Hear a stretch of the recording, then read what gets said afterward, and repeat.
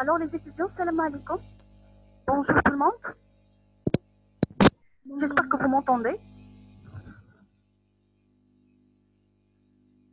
Est-ce qu'on peut commencer?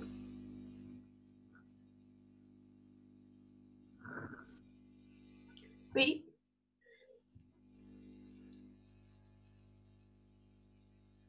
Les étudiants, bonjour encore. Est-ce qu'on peut commencer? Oui, madame.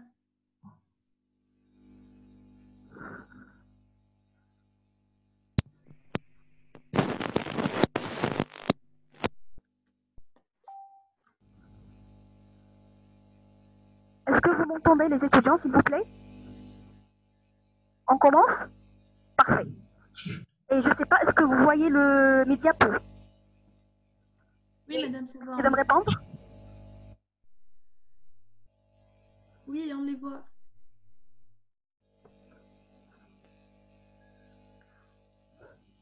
Parfait.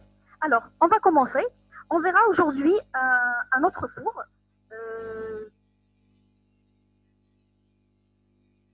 qui n'a pas de relation avec ce que vous avez déjà vu en matière de lésions carieuses, en matière de moyens de détection de lésions carieuses, en matière de dentisterie à minima.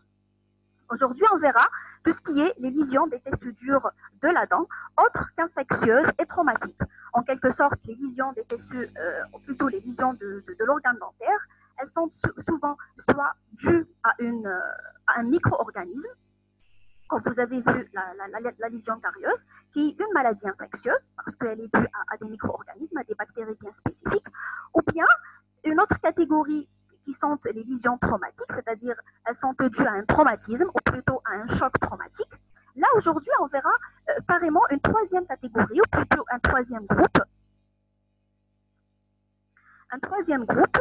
dans lequel les lésions, elles ne sont pas dues non plus à un choc traumatique, non plus à des micro-organismes. C'est des lésions à part, entières. Souvent, ce sont des lésions héréditaires et parfois des lésions acquises, mais qui n'ont pas de relation ni avec de lésions traumatiques, non plus de lésions infectieuses. On donne le nom de, ou plutôt on donne l'appellation d'anomalie à ce troisième groupe, ou plutôt à cette troisième catégorie. Dans le document que vous avez entre vos mains, c'est plutôt, on a bien cerné, on a bien défini cette anomalie, qui est une modification, une irrégularité de tout ce qui est habituel. Cette modification, elle peut toucher la morphologie de la dent, c'est-à-dire là, vous avez déjà des paramètres, plutôt vous avez déjà des limites sur la forme, sur la morphologie de chaque type de dent.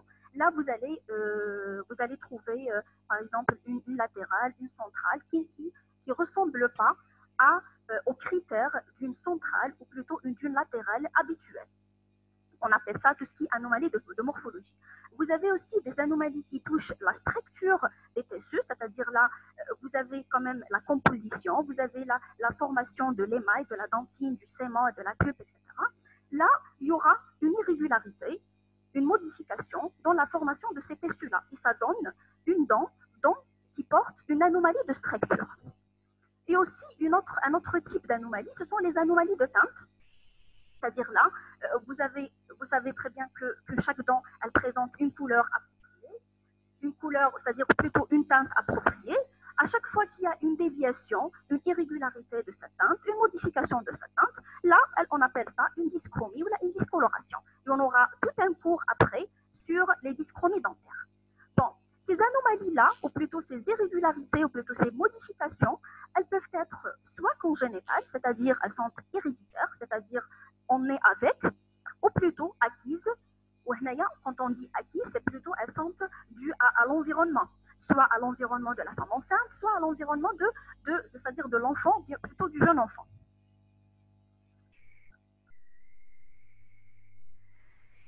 Alors, aussi, vous avez quand même vu à peu près les étiologies, ou plutôt les causes de ces anomalies-là. Elles peuvent être d'ordre génétique, c'est-à-dire héréditaire. Et là, quand on parle d'ordre génétique ou plutôt héréditaire, c'est toujours une mutation d'un gène spécifique au développement dentaire. Là, cette mutation, elle sera à l'origine de l'apparition d'une anomalie quiconque, c'est-à-dire n'importe quelle anomalie, que ce soit de morphologie ou plutôt de structure, etc. Ou bien vous avez ce qu'on appelle aussi les anomalies non génétiques.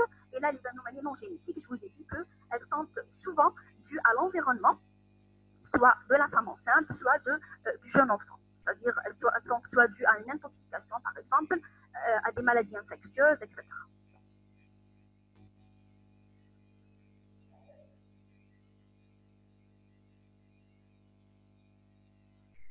Alors, on va en quelque sorte découper notre cours en les anomalies de structure, parce que c'est le vif du sujet, parce que normalement, notre cours, tout ce qui est lésions qui touchent les tissus durs de la dent, on appelle ça les anomalies de structure, parce qu'elles touchent les structures dures, ou plutôt les tissus durs de la dent, l'émail, la dentine et le sément.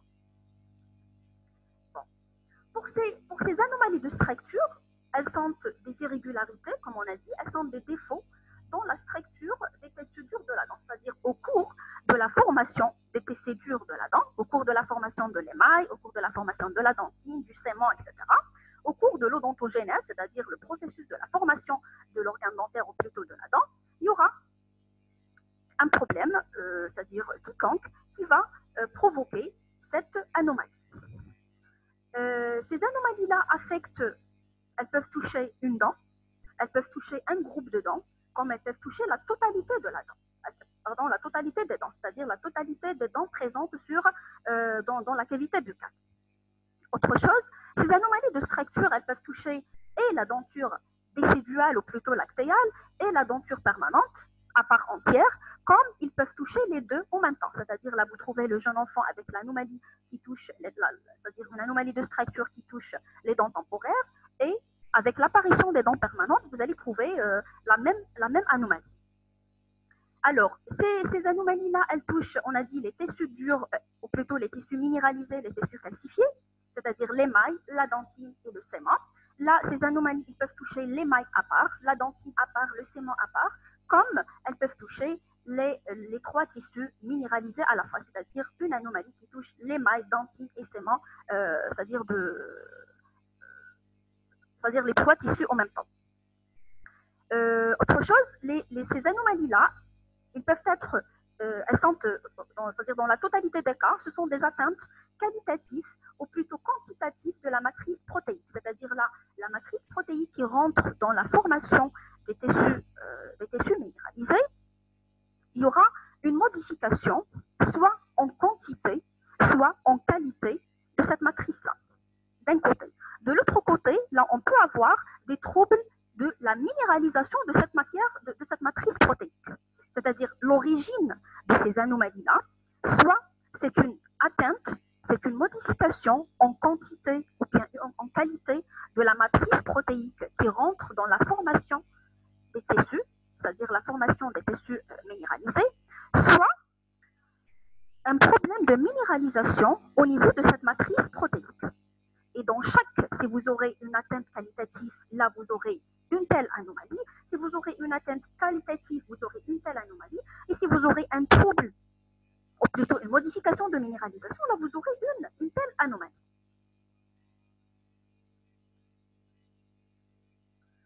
Alors, avant de décortiquer les différents types d'anomalies de structure, il y a trois notions à maîtriser et à comprendre. Ces notions-là, il s'agit de la notion d'hypoplasie, dysplasie et la dystrophie. Bon, tout ce qui est hypoplasie, c'est-à-dire c'est une insuffisance de développement tissulaire. C'est-à-dire qu'il y a un manque de développement dans les tissus, dans l'émail, dans la dentine, dans le sément. On appelle ça une hypoplasie. Une dysplasie, par contre, c'est une perturbation de ce même développement tissulaire. C'est-à-dire là, il y a l'émail, il est en formation, il y avait une irrégularité, il y avait une perturbation dans le processus de la mise en place de l'émail ou là dans le processus de la mise en place de dentine ou bien de sément. Cette perturbation-là, elle va provoquer une anomalie et là, cette perturbation-là, ou plutôt cette anomalie-là, elle portera le nom d'une dysplasie. Le troisième, c'est plutôt la dystrophie. La dystrophie, elles sont plutôt des affections, plutôt des troubles dentaires qui sont acquises, c'est-à-dire elles sont post-éruptives, généralement dues à des troubles locaux, généraux, nutritionnels, fonctionnels, etc.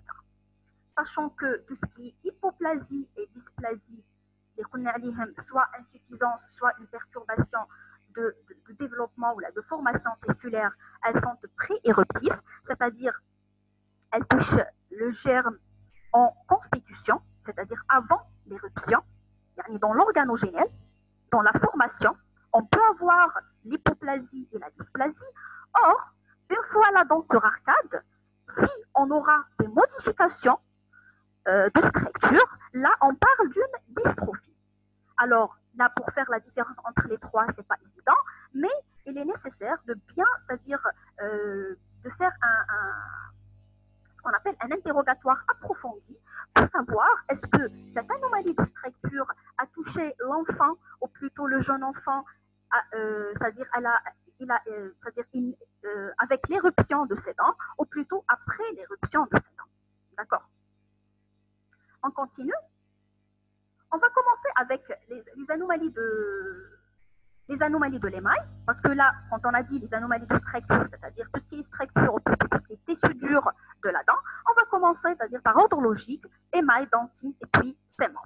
Bon, l'anomalie la plus, c'est-à-dire répandue en quelque sorte en matière d'affection d'émail, ou plutôt anomalie qui touche l'émail, c'est l'amélogénèse imparfaite. Bon, l'amélogénèse imparfaite, comme son nom l'indique, c'est-à-dire c'est une irrégularité, c'est un défaut de formation de l'émail. Là, vous connaissez très bien que le processus de formation de l'émail, c'est l'amélogénèse.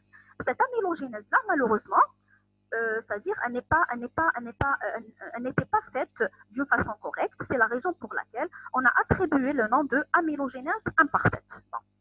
Tout d'abord, c'est une affection, comme on a dit, c'est une anomalie qui touche l'émail. Du moment que c'est une amélogénèse, on ne peut pas dire que l'amélogénèse imparfaite, on la trouve dans la dentine, dans le sément ou la autre tissu.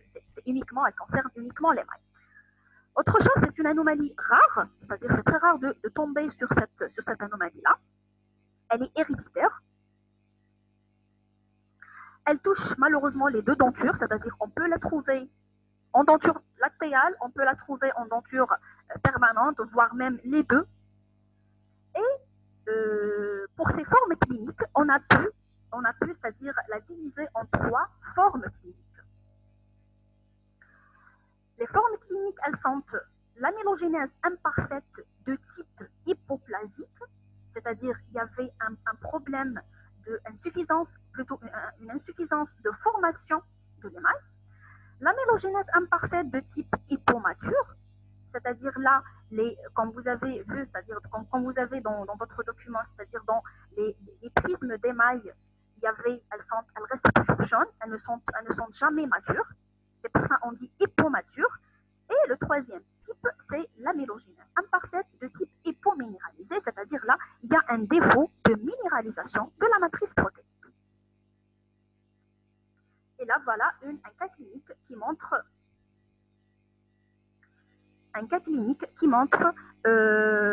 plutôt une amélogénèse imparfaite plus ou moins développée. Et là, vous voyez, elle touche presque la majorité, plutôt la totalité des dents. Alors, on va en quelque sorte détailler ces trois formes de l'amélogénèse imparfaite. Bon, concernant la première forme, l'hypoplasique, c'est la forme la plus répandue. On la trouve pour l'amélogénèse imparfaite à 60% des cas. Chaque forme, elle présente des manifestations cliniques comme des manifestations radiologiques. Pour la manifestation clinique, on est devant un déficit quantitatif de l'émail, c'est-à-dire un volume réduit de l'émail, c'est-à-dire la quantité de l'émail, elle est nettement diminuée, un émail qui est très mince, un volume d'émail qui est réduit. L'émail est lisse et dur, c'est-à-dire si vous allez passer la sonde, plutôt au sondage, l'émail, vous allez apercevoir un émail lisse, c'est-à-dire qu'il n'y a pas de rugosité, il est dur au sondage, et il présente à l'œil nu, vous allez c'est-à-dire voir des stries horizontales et verticales qui témoignent de la forme hypoplasique de l'amélogénèse. Alors, radiologiquement, on trouve, radiologiquement, ces tris horizontales et verticales, elle apparaît sur la radio. Là, la radiographie, elle montre, c'est-à-dire des stries, ou plutôt des tris transversales et verticales, et une image d'un émail globalement aminci. C'est-à-dire que déjà, cliniquement, on a pu détecter que l'émail, la quantité de l'émail, elle est nettement, c'est-à-dire diminuée.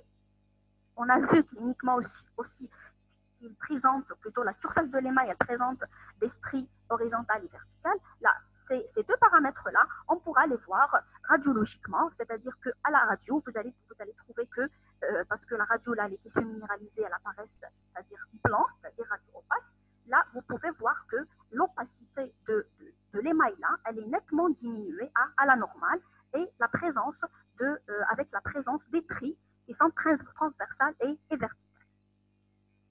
La deuxième forme, là voilà quelques cas cliniques, ou plutôt quelques images cliniques qui montrent l'amylogénèse imparfaite de type hypoplasique. Là, vous voyez les tris, c'est-à-dire plutôt les stries horizontales et verticales. Bon, le deuxième type, c'est plutôt le type amylogénèse imparfaite hypominéralisée. Hypominéralisée, là, c'est la forme la plus rare. Elle présente une modification insuffisante de la phase organique. C'est-à-dire là, quand on parle d'hypominéralisé, c'est-à-dire que la minéralisation, elle est incomplète, elle est nettement diminuée, c'est-à-dire la calcification des tissus, elle est diminuée, ce qui fait qu'on est devant une calcification de la phase organique qui est moindre, avec un tissu mou et friable. C'est-à-dire quand vous allez passer votre sonde, dans la forme hypoplasique, on était devant un émail lisse et dur. Par contre, dans la forme hypominéralisée, parce qu'il y a un défaut de minéralisation, l'émail, vous allez apercevoir un émail mou et friable. Quand on dit friable, c'est-à-dire il s'effrite, il se détache de la surface dentaire. Alors, radiologiquement aussi, l'émail est de faible densité parce que tout simplement, elle est hypominéralisée. C'est-à-dire, c'est la minéralisation ou la calcification des tissus qui va augmenter la densité ou plutôt l'opacité radiologique des tissus dentaires. Là, du moment qu'on est devant une forme hypominéralisée, systématiquement que l'émail, il n'apparaît pas dense. D'ailleurs, vous allez confondre entre l'émail et la dentine, vous n'allez pas apercevoir la ligne, ou plutôt la jonction amylodontinaire. Pourquoi? Parce que tout simplement, l'émail n'est pas hautement minéralisé comme d'habitude. Et aussi, cette forme hypominéralisée, elle peut, dans certains cas, coexister avec la forme hypoplasique. C'est-à-dire là, dans le même cas clinique, plutôt chez le même patient, vous trouvez, plutôt sur la même dent, pardon, vous allez trouver la forme hypoplasique avec la forme hypominéralisée. La troisième et la dernière forme, c'est la forme hypomature. Et on a dit que, c'est-à-dire dans la forme hypomature, c'est plutôt une...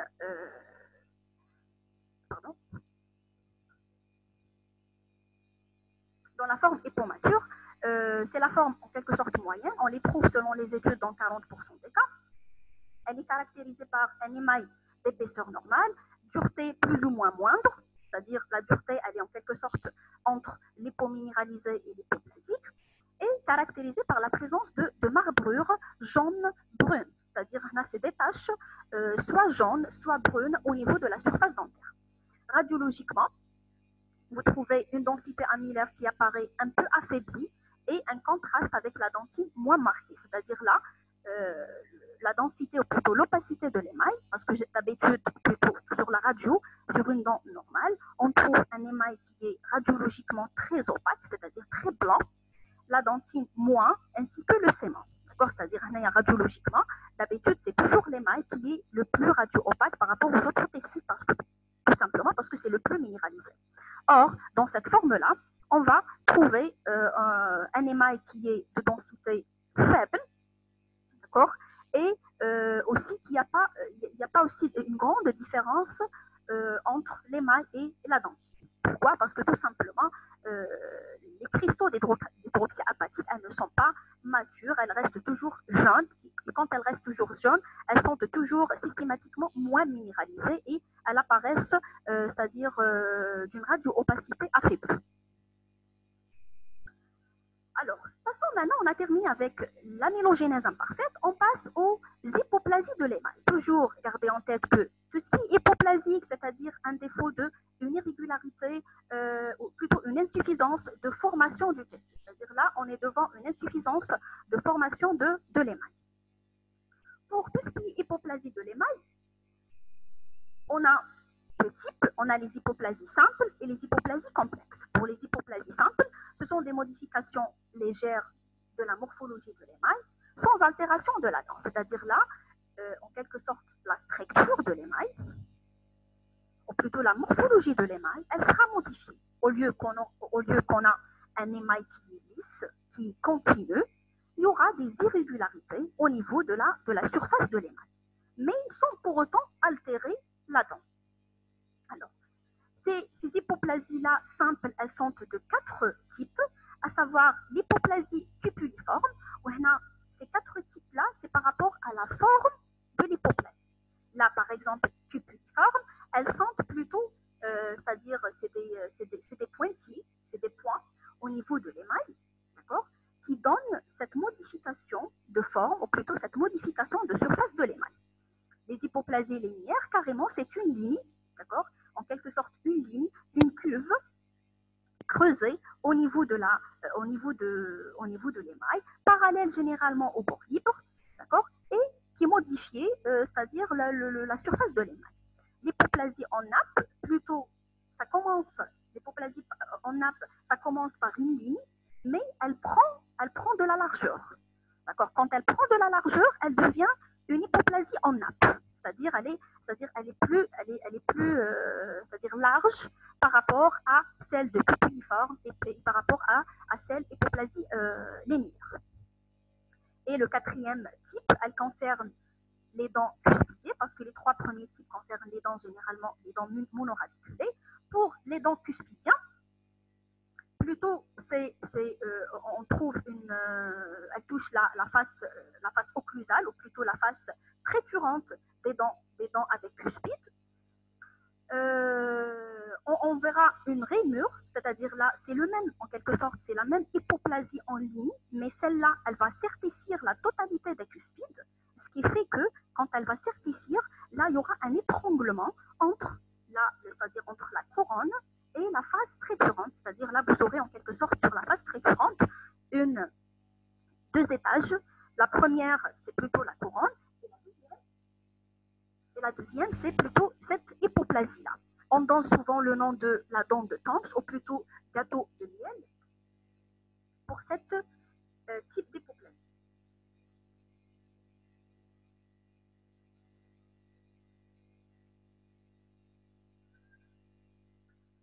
Là, si vous aurez une amylogénèse, pardon, là, parce que je viens de découvrir vos questions, si vous aurez une amylogénèse imparfaite en denture temporaire, là, c'est pas systématiquement que vous aurez c'est-à-dire le même problème en denture permanente. Mais on peut avoir, justement, là, c'est-à-dire la prise en charge de tout ce qui est héréditaire, les étudiants, c'est pluridisciplinaire. Mais ça ne veut pas dire que si j'aurai une denture temporaire qui contient de l'amylogénèse imparfaite, c'est que systématiquement j'aurai en permanence. D'ailleurs, parfois, c'est-à-dire en denture temporaire, il n'y a rien, mais en denture permanente, on aura cette amylogénèse imparfaite. Et vice-versa. Ça, c'est pas systématique. Hein. Alors, on continue. Là, on a vu les hypoplasies simples, qui sont soit au niveau des dents c'est-à-dire monoradiculées en quelque sorte, ou bien les dents cuspidiennes. Et après, on a les hypoplasies complexes. Là, les hypoplasies complexes simples, c'est tout ce qui est simple, c'est-à-dire les hypoplasies simples, linéaires, en nappe, en sillon, etc., en association, elles aboutissent à des lésions, ou plutôt à des hypoplasies complexes. Pour ces hypoplasies complexes, je vous ai donné 3 ou 4 exemples, tels que au niveau incisif central supérieur, on a la dent d'Hutchinson. Et là, la dent d'Hutchinson, elle porte le nom, ou plutôt l'appellation du monsieur qui l'a décrit pour la première fois. Là, d'ailleurs, c'est une anomalie très rare, depuis 1800 et quelques, c'est-à-dire on n'a pas parlé de ça, c'est-à-dire c'est à titre historique. Aussi, au niveau des molaires, on a la dent de Moser, on a la dent de Turner, etc. Après, on verra les lignages. Les lignages, là, c'est une anomalie, ou plutôt c'est une lésion qui est en vogue. Parce que là, la prévalence de cette anomalie, elle est en augmentation. Les lignages serait l'abréviation de, c'est-à-dire c'est en anglais, c'est l'hypominéralisation incisive molaire, c'est-à-dire c'est une hypominéralisation, un défaut de minéralisation qui touche les molaires, surtout la première molaire, ou plutôt la dent de 6 ans, et les incisifs, c'est-à-dire les 4 incisifs supérieurs, oui, ou bien inférieurs, surtout les incisifs supérieurs. Bon, malheureusement, cette NIH, elle est d'origine systémique, d'origine inconnue, mais on attribue l'origine multifactorielle à cette lésion-là. Il y a plusieurs études dans lesquelles il parle d'une origine héréditaire, congénitale, qui parle d'origine non congénitale ou plutôt environnementale, qui parle c'est-à-dire des lésions au niveau, c'est-à-dire chez le bébé ou plutôt chez le jeune enfant. C'est-à-dire actuellement, selon les études, on n'est pas sûr, ou plutôt la cause, ou plutôt l'étiologie, elle n'est pas à 100% cernée. C'est la raison pour laquelle on attribue pour l'INIH tout ce qui est cause, c'est-à-dire une étiologie multifactorielle. Bon. Cette INIH, elle touche 1 à 4 molaires permanentes. Là, vous pouvez, chez le même patient, trouver une molaire, vous pouvez trouver 2, comme vous pouvez trouver les 4 molaires. Elle est souvent, ou plutôt dans la majorité des cas, associée à l'atteinte d'une ou plusieurs incisives permanentes. Elle se traduit par des défauts qualitatifs ou plutôt quantitatifs de l'émail. Cliniquement, vous allez observer des taches blanches, parfois des taches brunes, opaques, sur une partie, voire même toute la surface de la dent. C'est-à-dire là, parfois vous trouvez une cuspide qui est atteinte, ou plutôt au niveau de, par exemple, la face vestibulaire de l'incisive, vous trouvez une tache brune au centre de cette dent. Comme vous pouvez trouver ces taches-là qui sont, c'est-à-dire qui s'élargissent dans la totalité de la surface, que ce soit occlusale, que ce soit vestibulaire chez les incisives centrales. Alors, cette atteinte-là, il y en a plusieurs classifications pour l'INIH, mais c'est-à-dire la classification la plus répandue, la plus simple, c'est elle qui répertorie les INIH en légère, modérée et sévère. Pour les légères, là, vous allez trouver un émail blanc, légèrement brun, dur au sondage, sans perte de substance. C'est-à-dire au sondage, là, premièrement, vous allez trouver des taches blanches, parfois brunes. Là, vous voyez dans l'image, là, c'est une tache blanche, et parfois brune. Quand vous allez passer de la sonde, vous allez apercevoir que l'émail, il est toujours dur, sans perte de substance, c'est-à-dire il ne se détache pas, c'est-à-dire il garde, c'est-à-dire il est bien attaché à la dentine. Il y a absence de sensibilité, d'accord, c'est-à-dire le patient dans les INIH légères, il ne va pas venir vous dire que quand je prends du chaud, du froid ou là j'ai une sensibilité. Et aussi, il y a une absence de carie associée. Pourquoi on parle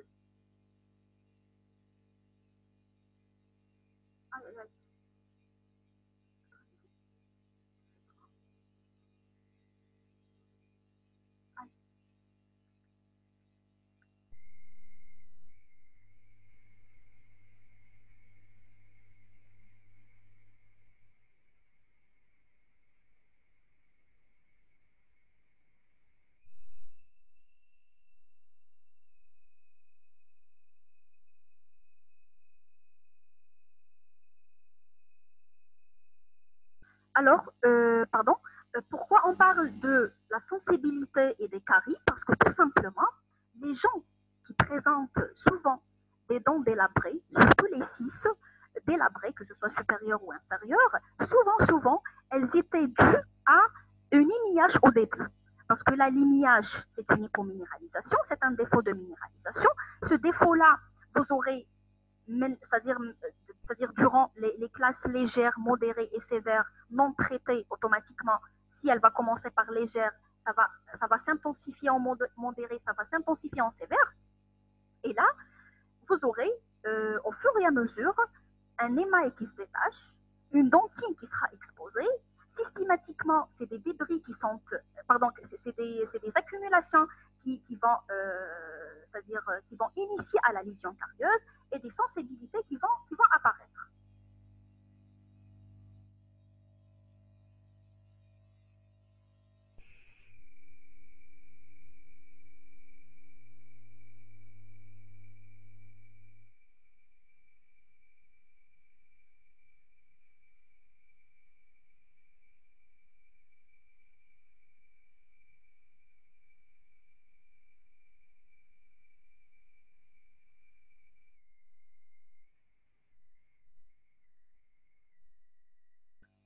Alors, on était dans la classification des lignages. On a parlé de lignage légère dans lequel on est juste devant une dyschromie en quelque sorte, un changement, une tache au niveau de la surface dentaire. Et cette tache-là, elle peut toucher une partie de dent, comme elle peut toucher, c'est-à-dire la surface en totalité. La deuxième classe, c'est lignage modéré. Là, on est devant une coloration plutôt jaune. On n'est plus dans le blanc.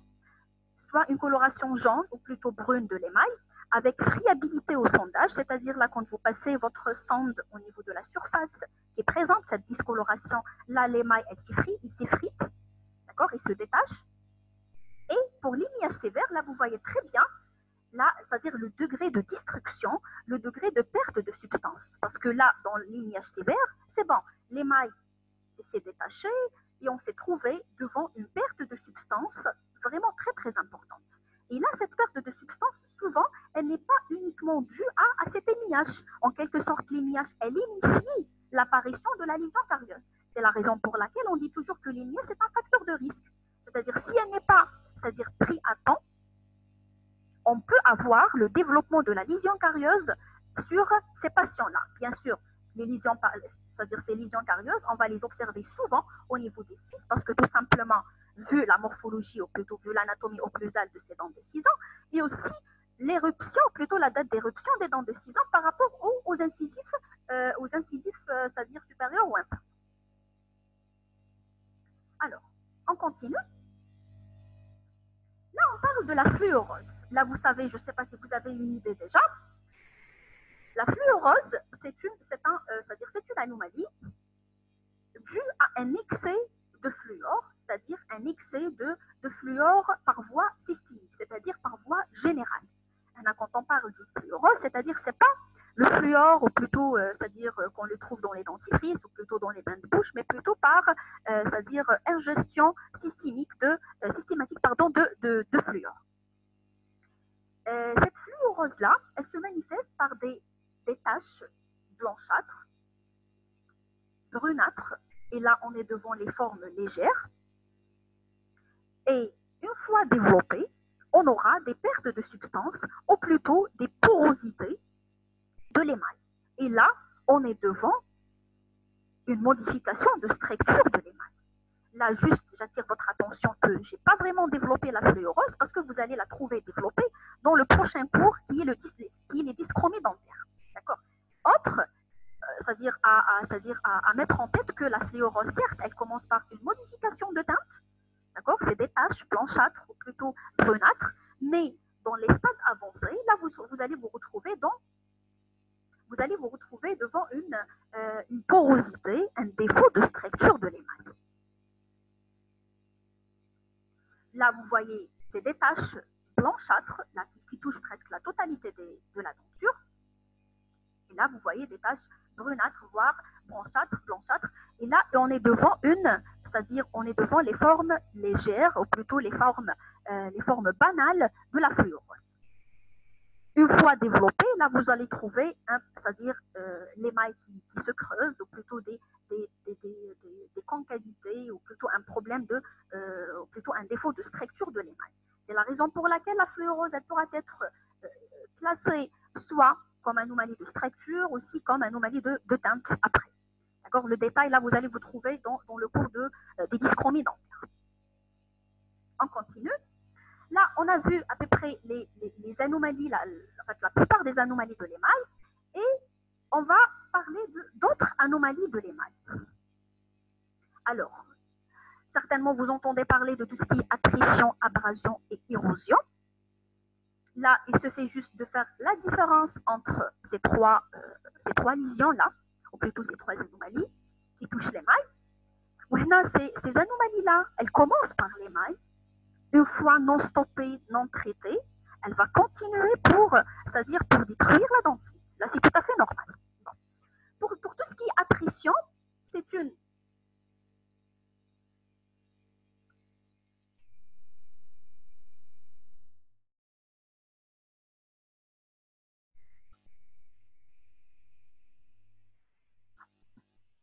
Alors,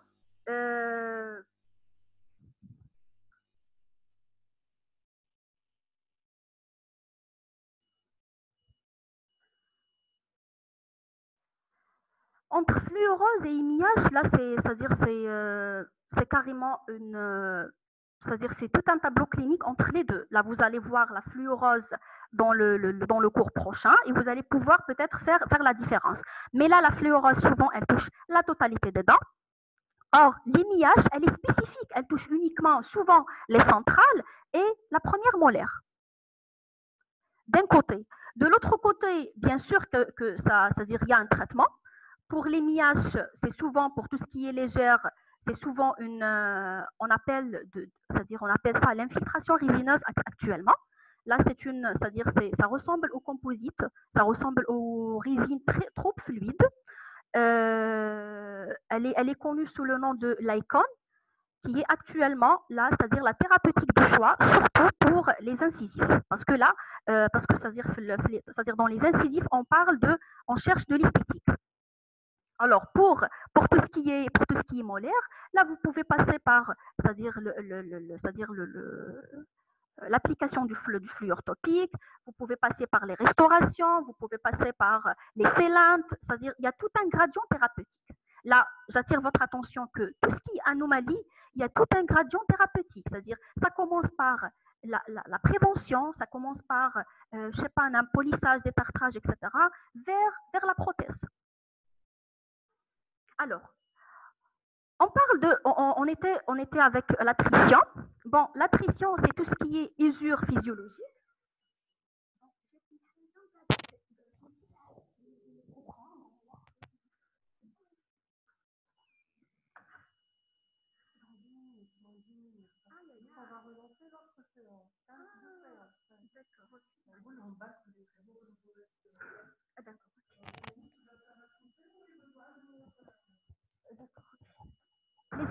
Les étudiants, s'il vous plaît, ça va se couper dans une minute, mais là, restez en place parce qu'on va reprendre la deuxième séance. Hein.